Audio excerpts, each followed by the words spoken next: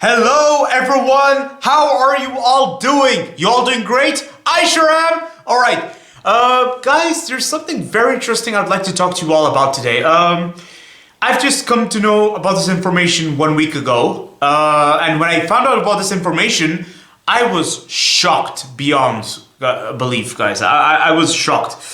Basically, what's happening is, in recent developments, Ford has announced, well, they've decided that the Ford Mondeo is going to stop selling in Europe. So first, we're going to start by talking about the Ford Mondeo. What is the Ford Mondeo? The Ford Mondeo is a D-segment car. Now, when you think of the D-segment, you have to think of other models like the Volkswagen Passat, the Skoda Superb, let me think actually. I mean, there's so many things, like the Opel Insignia as well. And then also in today's generation, also there would be the Peugeot 508. Now I want to cover a very important point before I proceed to reasons why Ford wants to discontinue the Ford Mondeo. I'm going to talk to you all about the big picture. The big picture I see is that the D-segment cars are becoming of less demand as years progress. There was a time in the 90s, in the 2000s, and in the early 2010s when D-segment cars used to be of very high demand. Today, D-segment cars are dying. There's becoming very less presence of them. And I'm going to tell you all something.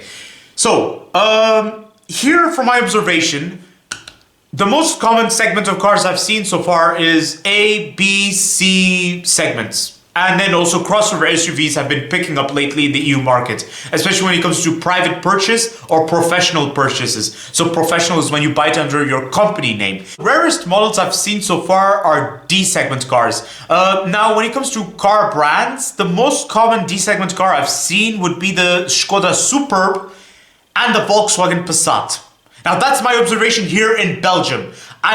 I don't know about the rest of the world, but I'm very certain that in the United Kingdom, Ford Mondeo dominates the British Isles. I'm certain it does. I'm certain because England has a thing for Ford. I actually don't know what is it, but I'm very much believing it's this Anglophone connection between England, between the United Kingdom and the USA. You know, this economic connection they both have. There's another interesting observation I would like to point out to you guys. Whenever I see a Volkswagen Passat or a Skoda Superb, 95% of them are estate cars, estate wagons.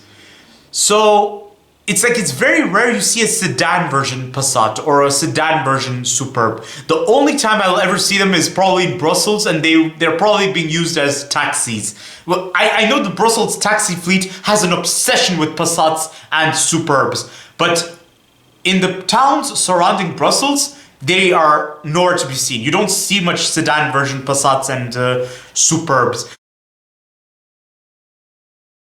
I'm going to come down to the big picture. Why is the D segment failing here in the EU market?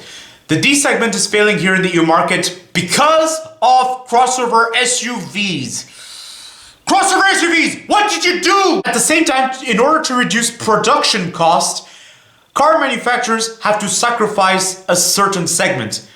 And so what are they going to do is that they're going to sacrifice the segment that sells the least. And in this case, it's going to be the D segment for a majority of the brands. And this is done so that they can focus their fullest of energy and money on models that are sure to make the company more successful. So something like electric cars. Now I want to talk to you all about the Ford Mondeo, why Ford is discontinuing the Ford Mondeo here in the EU market.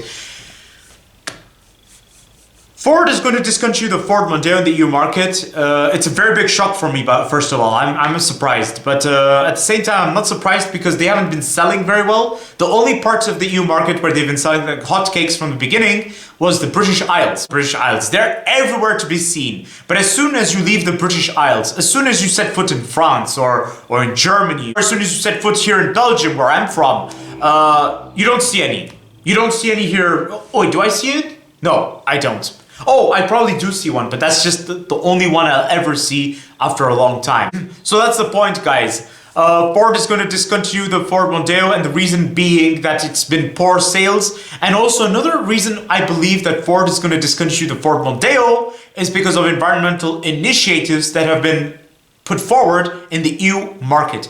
In the EU market, there have been very strong environmental initiatives, and that means car manufacturers are required to come up with electric cars and hybrid petrols. Now, they're not doing it just for the status or just for the humble bragging that, oh, look, we're being environmental concern. No. Guys, it's nothing to do with humble bragging. It's simply got to do with survival. European brands competing in the EU market have to survive so they don't go down the same fate as General Motors. Car manufacturers like Ford are going to be working more on electric cars. So this means we're going to be looking at electric Ford Focuses in future. Who knows? Or probably a small car that will have a new name, but that will compete in a certain segment. So maybe in place of a D-segment car, we're going to have a crossover SUV that is electric, cheap to afford, and also family friendly. So here's my conclusion about the discontinuation of the Ford Mondeo in the EU market. My conclusion is that the reason why the Ford Mondeo is being discontinued in the EU market is primarily because of production costs, low sales, and environmental initiatives taken by the EU market. The D segment in the EU market is dying.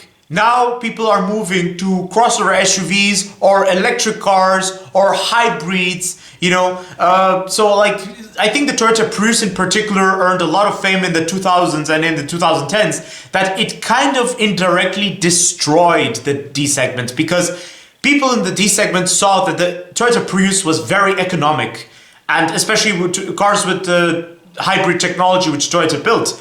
So therefore, people were more inclined to abandon combustion engines, which were very popular with D-segment cars. Well, unfortunately, D-segment cars are the least fuel efficient in their view because, well, I mean, you have something that's like a C-segment car, but just more heavier. That's basically what the D-segment was. So therefore, people would look at crossover SUVs because crossover SUVs are better value for money. And like the Kia Sorento. I think the Kia Sorento is also one of the biggest reasons why the D-segment is dying is because the Toyota Prius was very economical. The Kia, especially with the Sorento, was great value for money.